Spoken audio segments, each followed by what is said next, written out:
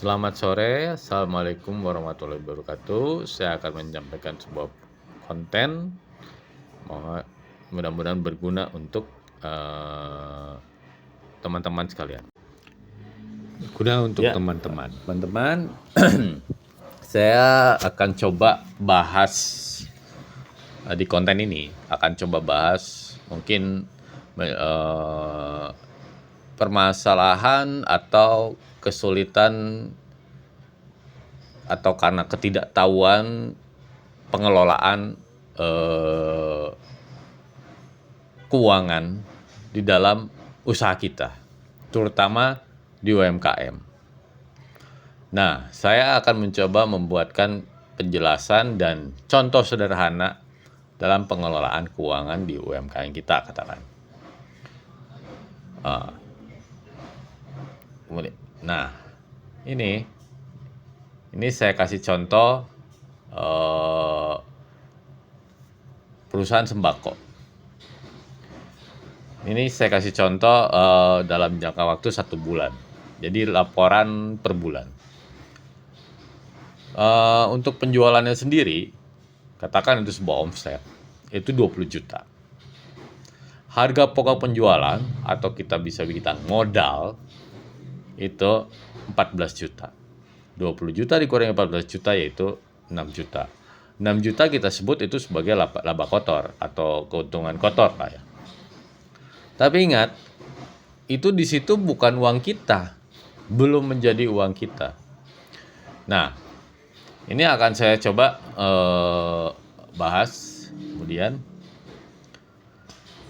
Nah, di sini ada yang namanya biaya yang harus kita bayarkan setelah laba kotor itu.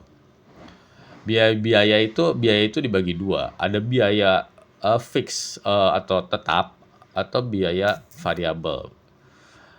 Biaya tetap tuh biasanya kayak seperti sewa kios, gaji karyawan, itu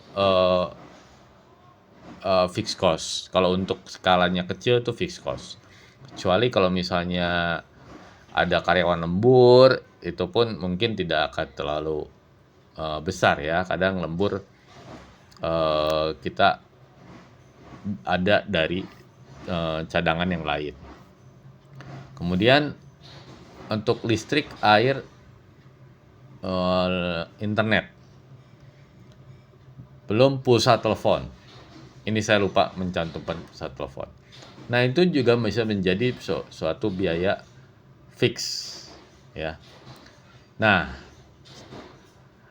dengan kita mencatat seperti ini, kita dapat tahu kemana aja sih uang kita.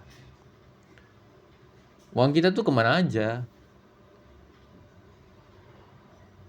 Kadang kita nggak tahu, kadang kita cuman bisa, hari ini kita bisa dapat untung dari omset ke bayar ke supplier sekian, untung kita sekian. Padahal di balik udah kita pegang ini ada biaya yang harus kita bayarkan. Nah, kalau yang menjadi mungkin kurangnya edukasi, mungkin kurangnya pengetahuan soal ini di UMKM, mereka tidak terbiasa untuk mencatat hal itu, terutama untuk pengeluaran usaha mereka.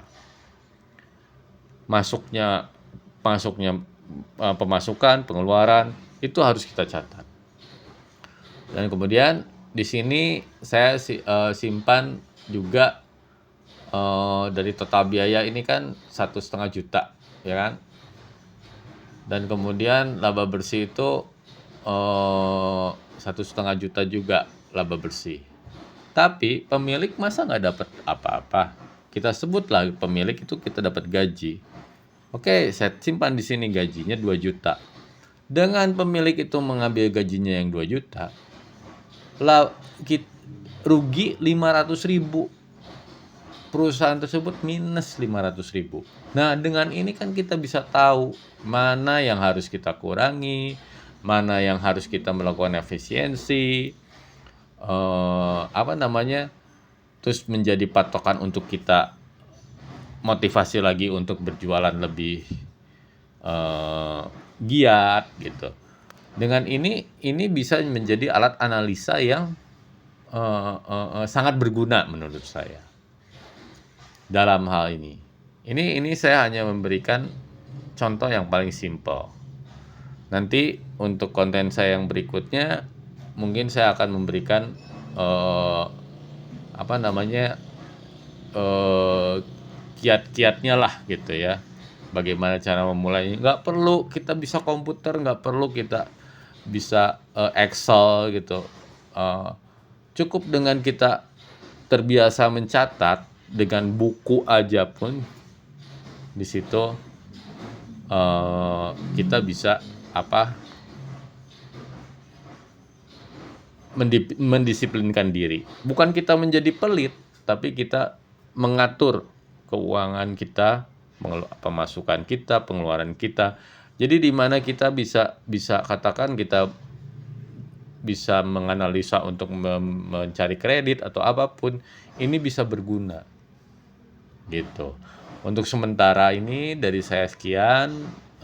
Nanti kalau misalnya ada pertanyaan atau menurut teman-teman ini konten menarik, nanti akan saya kembangkan lagi. Saya akan melakukan riset lagi.